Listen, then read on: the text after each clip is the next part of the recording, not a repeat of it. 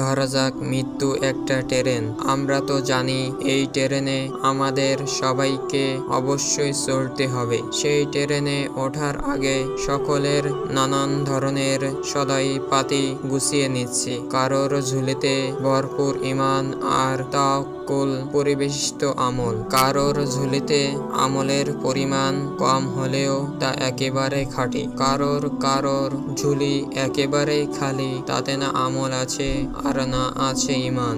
সত্যি করে বলুন তো, তিন দলের মধ্যে কোন দলে আপনি নিজেকে দেখতে চান?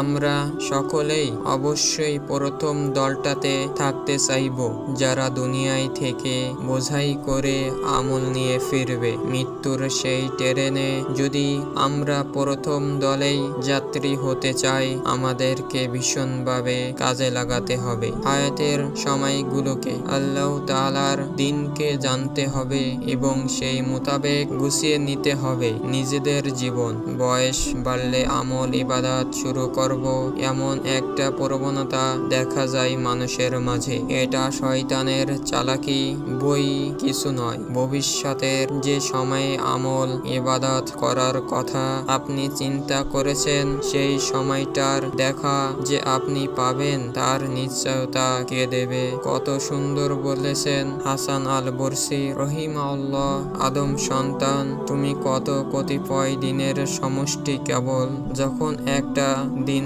পার হয় আত্মে তোমার একটা অংশ সাথে সাথে হারিয়ে যায়। সময়ের যোগফলের নাম হলো জীবন।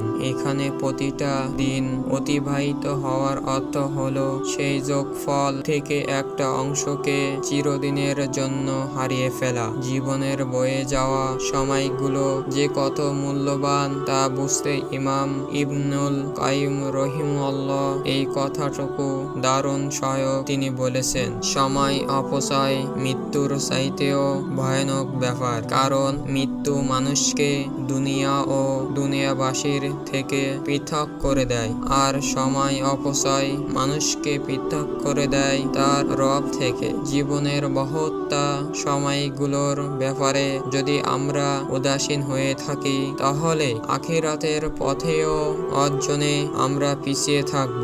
দিনের ব্যাপারের বেখেয়াল, উদাসীন ও অনাগ্রহ হয়তো একদিন আমাদের দাঁড় করিয়ে দেবে একরাশ অন্ধকারের সামনে, যেখানে আত্মার ধ্বংস ছাড়া আর কিছু নেই। মৃত্যুর আগে জীবনকে প্রাধান্য না দিতে পারাই খেসারত যে কি নিদারুণ হবে, সেই দৃশ্যপটের কথাও আল্লাহ তাআলা কুরআনে তুলে ধরেছেন। যারা মত্ত থাকবে দুনিয়ায় নিয়ে কিন্তু ভুলে যাবে আখিরাতের জীবনের কথা, তাদের অনিঃশেষ আফসোসের বর্ণনা তুলে ধরে আল্লাহ তাআলা বলেছেন, সেই আক্ষেপ করে বলবে, হায় এই জীবনের জন্য আমি যদি আগে কিছু পাঠাতাম। সূরা আল ফজর আয়াত 24।